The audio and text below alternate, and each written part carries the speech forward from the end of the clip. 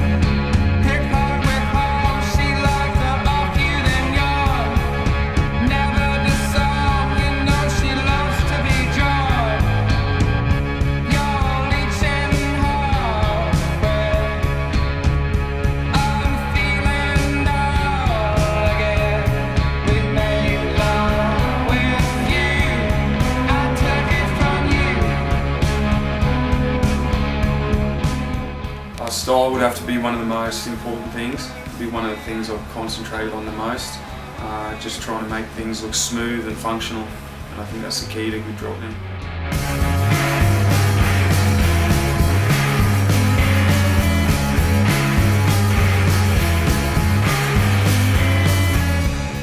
From start to finish on the wave, all that's going through my head is taking off and just going into that bottom turn of style, and then hitting that section as hard as fast as I can, and coming out in control.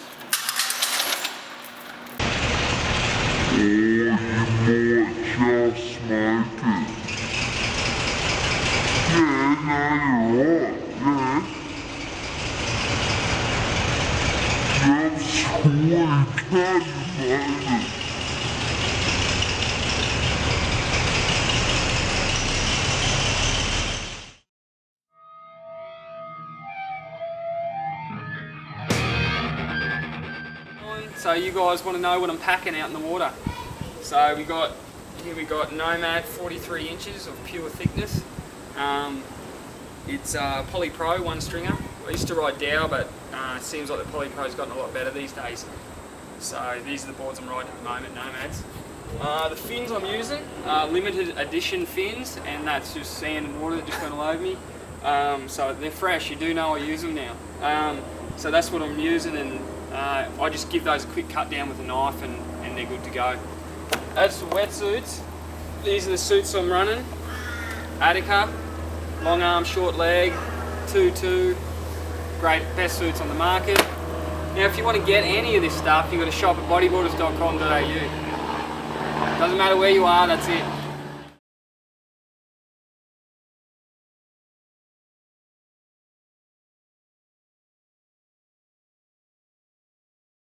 first contract was with I was gonna sign with Tubes. I didn't sign with Tubes because Maury came along, and I signed with Maury first because I was in high school, and I signed my first contract when I was a senior in high school. I got $450 a month, and I got 48 boards a year. So I got 4 boards a month. So I'd sell some of the boards to make a little more money, you know. And all the boys would have all brand new boards too, you know. I'd hook up the boys and stuff like that, you know. My bad with Tubes came along and offered me. They actually told me this is exactly the truth. They said they were going to give me $2,000 a month and a board model. And I was like, okay, I'm getting $450. I'm never going to get a board model from Maury Boogie because even Mike Stewart was having a hard time. Kisasaki was hardly going to get one, you know. So I said, okay, let's go for it. So I actually left Maury before I even signed with Tubes, which was my mistake. I'm young, dumb, I didn't know. And then as soon as they probably knew that, as soon as I went there, they offered me, I think it was about $350 or $400, and then it was no board model because they said my name wasn't marketable. So I said, okay, fine, you know. And at that same time they got Roach, so that was their big thing, you know, and understandable, and I was fine with that. But from 2,000 to 350, I was kind of like, well, and it ended up being $500, but still no board model.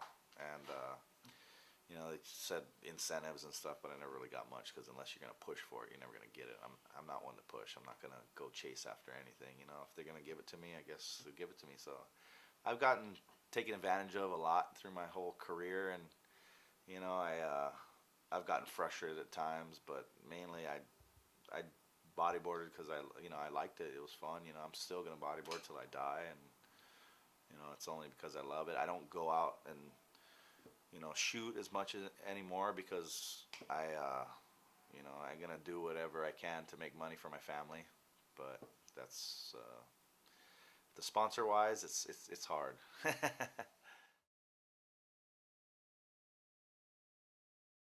Maury, when we had that Mach 7 SS, the thing I really liked about it was more buoyant in the front. So, like, for drop knee, it's kind of like you're trying to almost be like a surfer, because what you want to do is you want to land a maneuver and try to go for the next maneuver and at least stay buoyant, you know. And it was hard with Maury boards and back then because they just flex right in half. Sometimes you could only use one board for like a week and it would just be done, you know.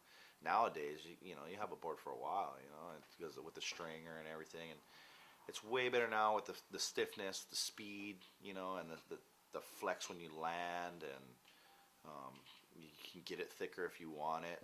It's just about kind of almost like a surfboard, you know. Their boards don't flex much, and that's what they can do. You can kick up the nose, you can do whatever to make it, you know, faster, quicker, but it's a lot different now. The stiffness is mainly the thing, and the cores and that kind of stuff, and the materials they use, but a lot better now, and I'm sure a lot better in the future.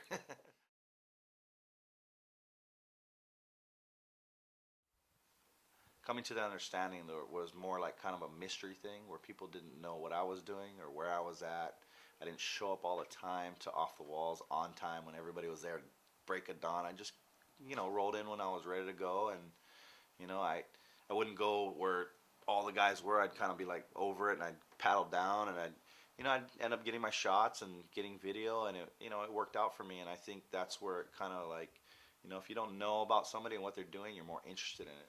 It's kind of like a supply and demand kind of thing. They want it more when they can't have it as much, So, I mean, I now that I realize that, not a cocky way at all, that's the number one thing. You can ask my kids, be humble. That's the number one thing I teach them, but it's just, bodyboarding is just, it's the best thing, because it's by yourself, and you can do what you want to do, basically. Oh, it just blew my mind. Yeah.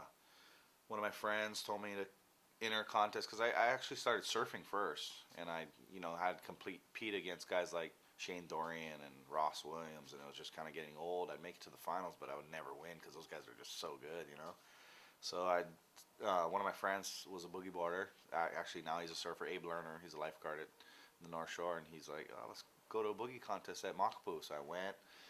I think I played first or second. I qualified for the nationals. If you place in the Maury contest, you could compete in the nationals at Oceanside. So I went up for that one, and I saw Roach. He's in the AA or AAA division, whatever it was. They didn't have that here. They only had it in California, so we couldn't compete in that. But dude, he was doing stuff I had never seen. You know, just I mean, Kainoa's power, super sick power. You know, different. But Roach was doing these floaters that I'd never seen. You know, with that Mach 7 SS with fat rails and you know just tail coming out. And, it was really sick. It was different. Yeah.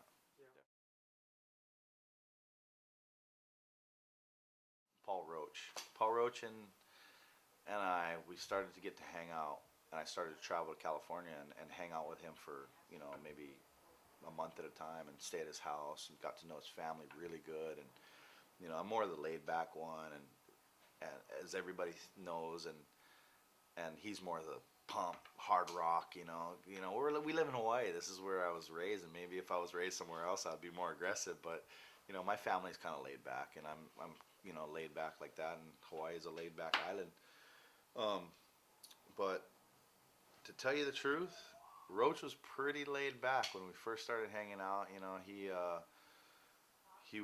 his family was really into church back then. I don't know if he's gonna want me to say all this stuff, but you know, I'm gonna leak it out, Roach. I'm gonna tell the truth. No, I'm just kidding. He was pretty mellow. You know, when we first started to go, I'd get real hyper when I was younger. You know, I think I was about 17, 18, you know, I was leaving from school and being able to go up there for a while. My mom would let me go in summertime, you know, hang out up there, and I'd get really like amped out, and he'd get like, you know, relax, God, what's wrong with you Hawaiians, you know? He'd say that sometimes, I remember, you know. He'd maybe be in a mellow mood, and I'd be in the amp mood, but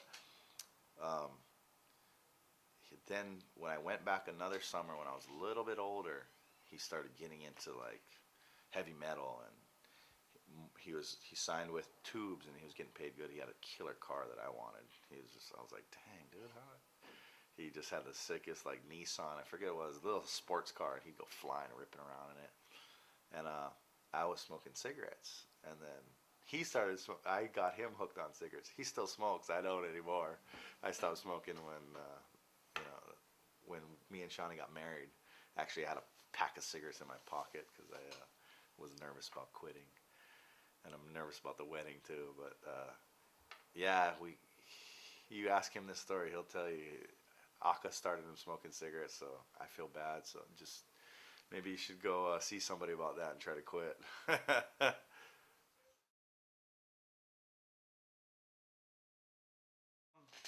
We'd always be super cool. This is the one thing we always say to each other. He'll know what this means. You're number one. We'd always do that back and forth to each other. As people's gotten, you know, shots of that, we'll always point at each other and say, you're number one. It's kind of like an inside joke between us. And I always felt like he is the best. I really do think he just kills it, you know. With not everything, that's the thing that, to me, I like the way he, like, the tail he does and the floaters he does with the lip bashes, you know. That kind of stuff just is unbelievable to me. But for, you know, the barrel riding, the big power turns, Kainoa is the best, you know. And then, you know, you got backside, you know, and then there's Joey Vieira was a super underrated backside guy. He surfed VLAN all the time where there's no photographers, you know, and he's older now, so he doesn't do it. He surfs, he's got a family. He's the same way. He's just super into the family, but that guy was the best backside guy I saw, you know, at that time. But yeah, just Roach there was a little bit of a rivalry, if you know, to be honest. You know, I always wanted to, if you get a reader's poll, you want to be first, you know what I mean? And when he's first, you're kind of inside, you're just happy for him, but you're kind of like, damn, I got to get the next one, you know? But, you know, nothing bad. Like, we totally are cool with each other. You know, we hardly talk to each other anymore because, you know, he's got his family, I got my family, and it's the same, like, you know, I see my aunties and uncles every weekend, but now that I got a family, you see them, you know, at Thanksgiving maybe, you know. So things change in your life as you get older. I don't see any of my classmates that I was best friends with, you know. That's just, you know, the life. It's life, you know. That's how it is.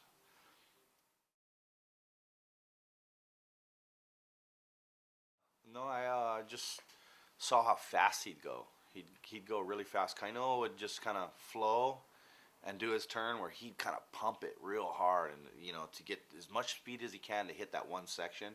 Whereas Kaino kind of surfed more like a surfer.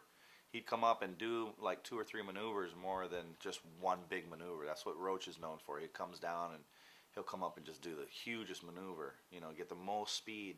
And Kaino tries to utilize the wave a little more. So I liked both styles, you know, so I tried to do a little different where I try to, you know, do a maneuver, and then if I could get enough speed and do another maneuver. And then I also try to judge the wave. If it was a one maneuver wave, I'd try to fly and do one maneuver.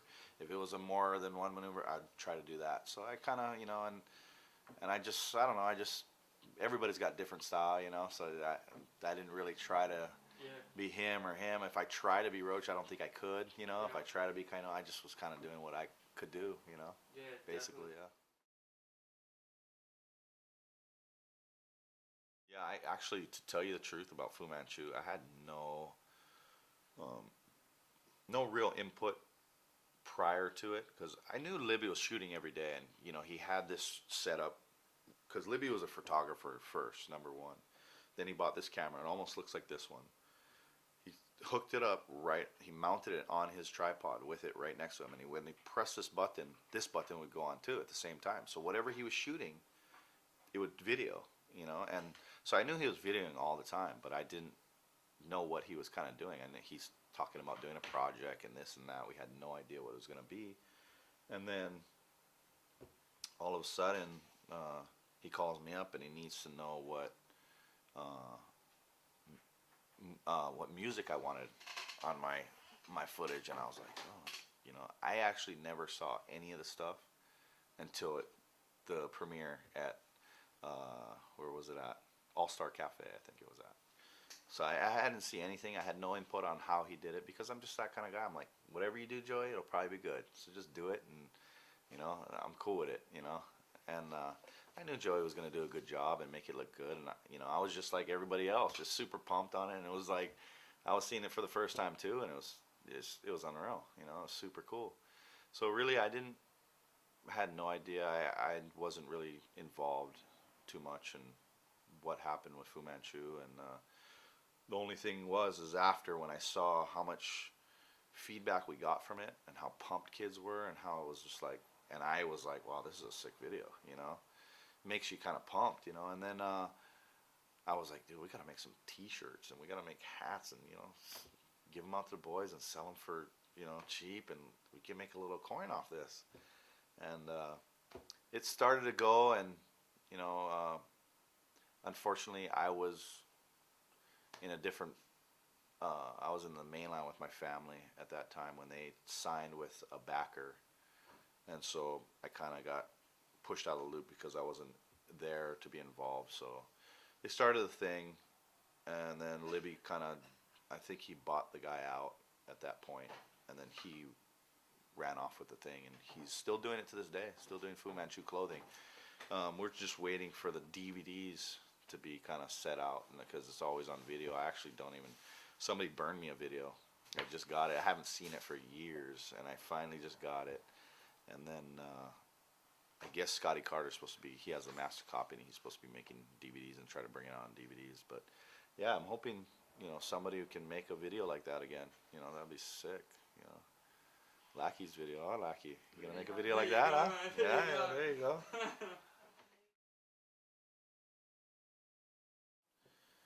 Basically, I mean, I guess I've wanted to say these things for a long time. This is the first time I've ever really said it in front of a camera, so it's just cool that I'm getting, maybe people will know me a little bit better, you know what I mean, than they knew, because, you know, some people probably thought that I just, you know, gave up, or, you know, just, why would you waste that and this and that, you know what I mean? But really, you know, I did get frustrated at times, you know, because I wasn't getting what I, you know, what I felt like I could get, you know what I mean? So, I mean, and like I said, the same token, it was my fault, you know, because I didn't go get it. But I just feel, for me, this is how I treat other people. I'm going to give you what I feel you deserve.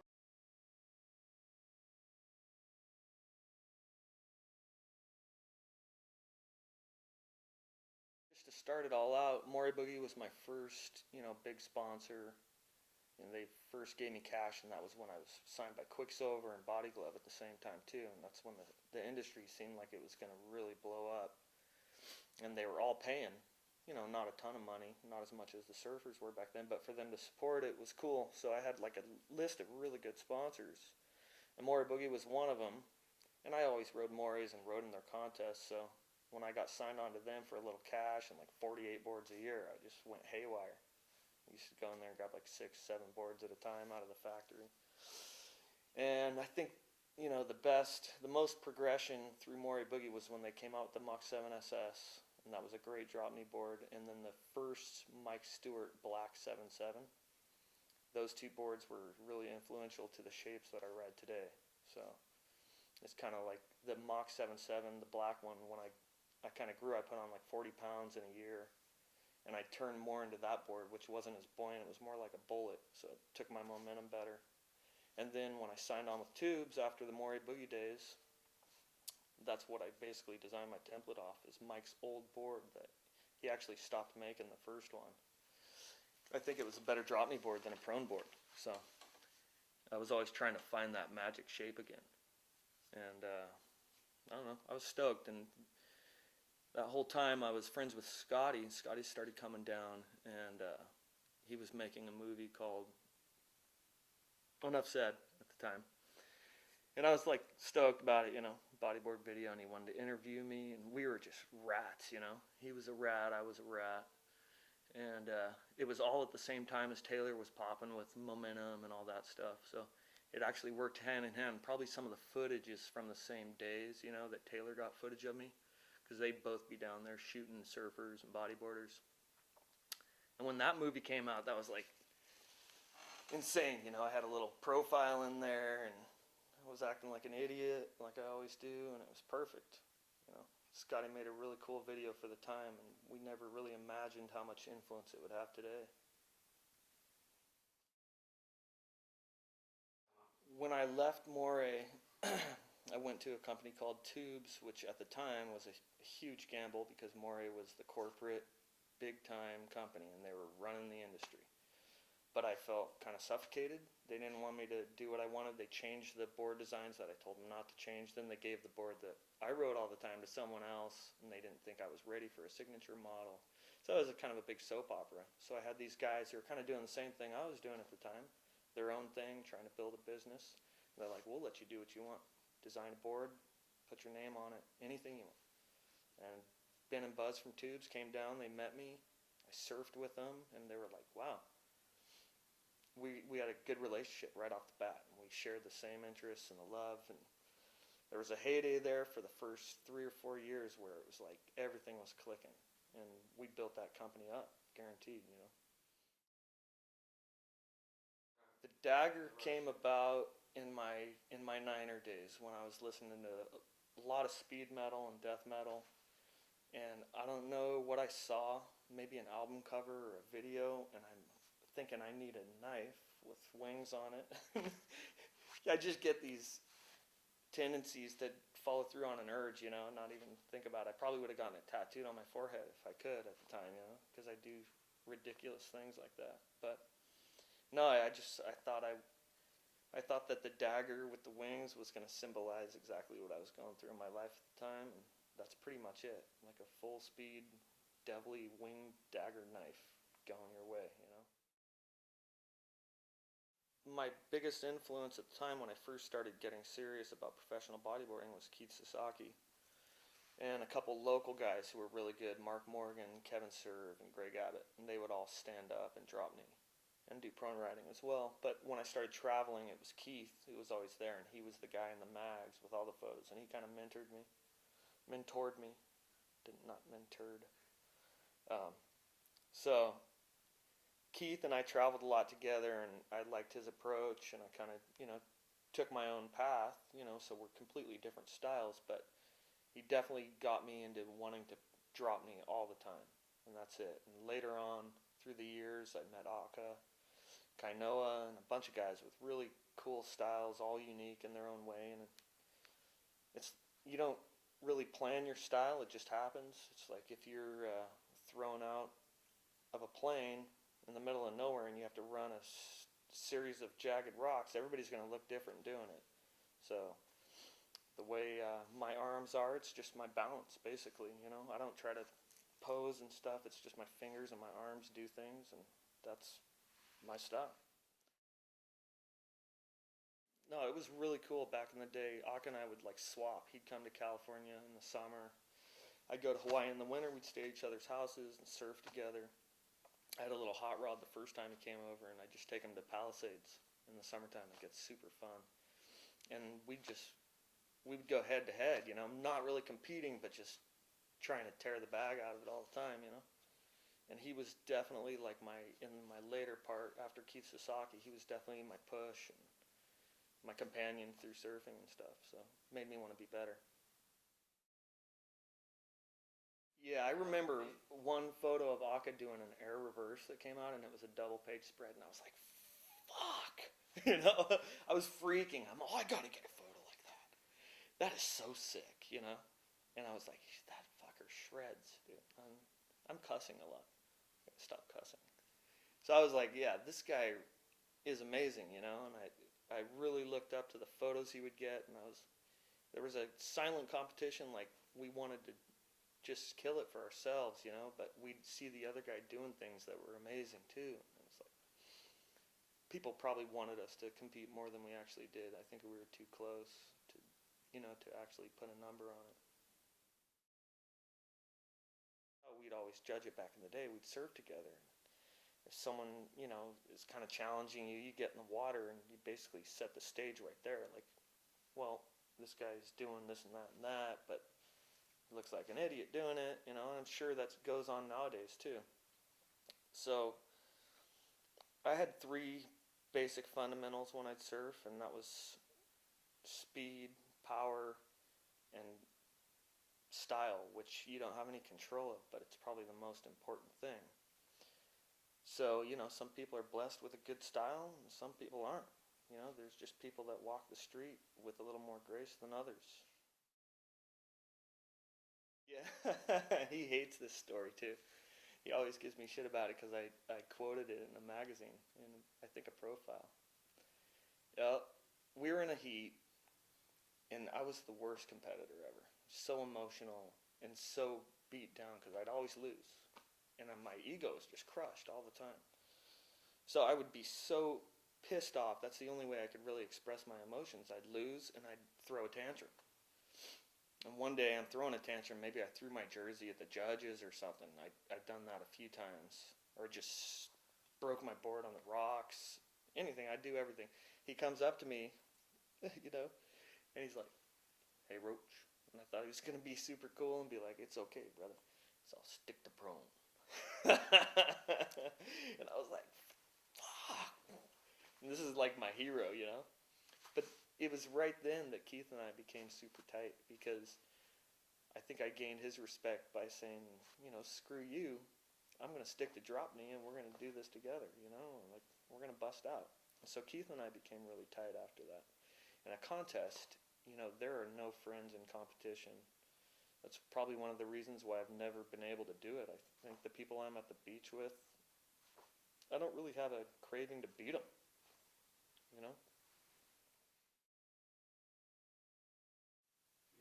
Yeah, that was actually, the Fu Manchu thing it was probably, at the time, it was probably my favorite section I've ever had on myself. I was into the song at the time. I was listening to a lot of hip-hop, and so that video kind of came at a good time for me. I was into it, and Scotty did a good job editing my section. I don't know what it did for the sport, as far as drop knee goes, but it seemed like there was a huge push just with that video, to where I'm sure there's tons of guys who were kids when that came out that are just drop kneers for life. So I think it served its purpose, and it was kind of a first time thing, that all drop knee video. And it was a great idea. I think it came out pretty good. I haven't seen it in quite a long time. I guess momentum probably started in the early days, just surfing with Taylor Steele down at Seaside. We became good friends, and this is before he even started making surf videos. Basically eat Skittles and surf parking lots every day, and then he started filming like some of the local pro guys and made a little local video, Seaside guys. And then the next one after that was Momentum. And by that point, we were both kind of going in different directions in our careers, but he was getting successful, like underground filmmaker, he's using new music and stuff. So he started getting attention from Slater and a bunch of other pros. And before you knew it, he was making Momentum, which was like turning out to be a huge film. And it was just the fact that I was a close friend of Taylor Steele had nothing to do with like him coming to me like, hey, you're a cool bodyboarder guy, I want to throw you in my video. But we were tight, so he always had footage of me. I'd be surfing with those guys. And he thought it was good enough to put in his videos, which was cool to me because, a surfing video like that with all those, the best pros, the best up-and-coming pros for sure. It's kind of, what's the word I'm looking for? Yeah, I was honored. Yeah. So that's that. So anyway, with Kelly Slater in town a lot, hanging out with Taylor and Rob Machado, they were doing local contests. They'd always get together, and we were probably 16, maybe going on 17 at the time, and we had our little young, cocky attitudes, and Kelly was really successful. He was coming up big, promising to be, the best new pro out of the United States, and I was like doing my thing in bodyboarding, and it was just kind of the thing that led to the boxing match was just kind of a chip on the shoulder, like friends do, like play basketball against each other or do anything. And basically one day someone said, hey, let's get the boxing gloves out, and they called me, and I said, I'm down, because we used to spar down at Seaside, just screwing around sometimes with the local guys. So they call me up, and I go over there, and there's like 5, 6 pro surfers at Rob's house, and they're like, okay, here's the gloves, go for it. And I felt really like intimidated, it was kind of weird, like they're calling the bodyboard over so they can beat him up. And then it was just, I don't know, it was just fun, it was mellow. My arms are so long he could never get near me. But Kelly's a great guy, and if he fought someone with his length arms, he'd probably smoke him because he's fast and nimble, but he just couldn't get around the orangutans things, so it was cool, and we're still friends to this day. He still gives me a little shit about it. He used to say he wanted a rematch. We'll maybe set up a cage fight, pay-per-view or something. It'd be pretty cool. Well, right now my life is, from the old days it's taken a drastic turn, but I'm still the same person. It's just I'm a little busier. I'm 35 years old. I have a steady job. I've built my own company. And my main passion in life is still surfing outside of, work and family. And my most important thing is definitely my daughter and taking care of her, which means work comes first and she comes first above all. So she's 11 years old now, and we have a tight relationship. She's a really cool kid. She's actually she could be my sister. We look so much alike. And I'm trying to get her in the water, but I kind of almost drowned her when she was 4, so she's a little bit afraid still. But right now, I have my own carpentry business. I do finished carpentry work, and in this area, it's a pretty good trade to be in. I stay busy, and even with a slow economy, I'm keeping the bills paid and food on the table. So it's cool, and I get to surf. I still have a pretty free schedule, and I think in the last 4 or 5 years since I've had this kind of new turn in my life, I've been surfing a lot more, mostly because it's something I didn't have as many chances to do when I was bodyboarding so much. And I've always loved surfing, bodyboarding, body surfing, whatever it may be. And as far as the future, I get to go on a few select trips a year, and thanks to FFAT, my friend Manny over here, he takes me down to Mexico once a year, and that's always a really good time. And I always seem to get some fun waves. I had an idea that maybe next year I would try to do the pipe contest, get a wild card, because I just miss surfing there, and being around all the energy and all the people. Not to really win the contest, although that'd be pretty cool too, but it'll never happen. Still get beat up a little bit on the pipe, it'd be cool. So that's my plans right now.